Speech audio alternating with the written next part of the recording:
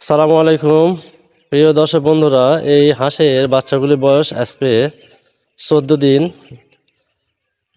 এই দিন একদিন 2 দিন করতে করতে দেখেন হাঁসগুলো বাচ্চা অনেক বড় হয়ে যাচ্ছে।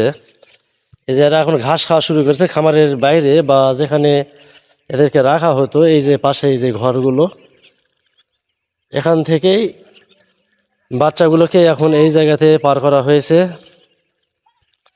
এখন খোলা আলো বাতাসের জন্য এখন ফাঁকা জায়গাতে বাচ্চাগুলোকে বাহির করা হয়েছে, যার কারণে এরা মুক্তভাবে এখন চলাফেরা করে ঘাস খাওয়া শুরু করেছে।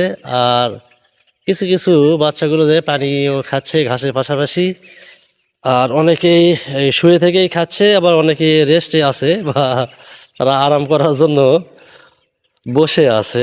এই যে দেখুন কি সুন্দরভাবে তারা ঘাস খাচ্ছে, কারণ হাঁস এবং মুরগি বলেন, প্রত্যেকটা যেগুলো পশু পাখি আছে বা কিছু প্রাণী আছে, ঘাস প্রতিদিনের খাদ্য টাটা, শামুক বা ঝিনুক এই জাতীয় খাদ্যগুলো তারা নদী থেকে খেয়ে থাকে।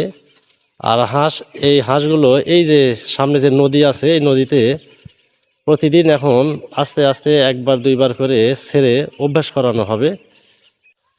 হাঁসও দিন দিন বড় হচ্ছে এবং আল্লাহর রহমতে সুস্থ আছে, মোটামুটি সবল আছে বলা যায়। কারণ যখনই দৌড়ঝাঁপ করে তখনই হাঁস মুরগি অনেক সুস্থ এবং সবল আছে, সেই লক্ষণটা বোঝা যায়। এই যে দেখুন, এই যে পানি খাওয়ার পাত্রে এখানে পাথর রাখা হয়েছে, কারণ এই যে ওষুধের পানিগুলো অনেক সময় তারা খাওয়ার সময় গাটা ভিজিয়ে ফেলে, যার কারণে কৌশলগতভাবেই পাথরগুলো দেওয়া হয়েছে, যাতে হাঁসের গাগুলো ভিজে না যায়। কারণ ভিজে গেলে দীর্ঘ সময়, বাচ্চা হাঁস তো দীর্ঘ সময় ভিজে থাকলে এদের সর্দি বা জ্বর হওয়ার সম্ভাবনা থাকে।